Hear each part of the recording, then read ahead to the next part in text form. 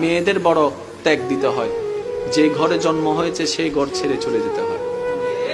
যেই উঠানে খেলে বড় হয়েছে সেই উঠানটাকে চিরতরে শেষ করে দিতে হয়। একটু ভালো করে দেখলে দেখা যায় মেয়েদের কিন্তু আসলে কোনো ঘরই হয় না। বাবার কাছে থাকলে বাবার বাড়ি, স্বামীর কাছে থাকলে স্বামীর বাড়ি, ছেলের কাছে থাকলে ছেলের বাড়ি, নিজেদের আসলে কোনো বাড়ি হয় না। মা জাতি বড় অদ্ভুত।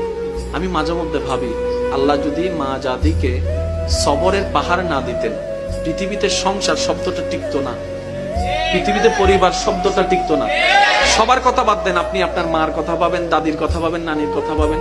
আমাদের মা, আমাদের দাদি, আমাদের নানি যে ত্যাগটা দিয়েছেন, যে সহ্যটা করেছেন, ওনারা যদি অধৈর্য হতেন আজকে কারো পরিবার কিন্তু ঠিক থাকতো না। সেজন্য আল্লাহ পাক তাদের অন্তরকে ধৈর্যের পাহাড় বানিয়ে দিয়েছেন। সুবহানাল্লাহ।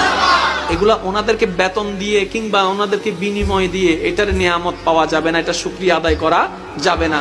সেজন্য আমি অনুরোধ করব, সন্তানরা মা বাবার প্রতি আন্তরিকতা শ্রদ্ধা রাখুন, স্বামীরা স্ত্রীর প্রতি মায়া ভালোবাসা রাখবেন, মুরব্বীদের প্রতি শ্রদ্ধা রাখবেন, কারণ ওই মহিলাদের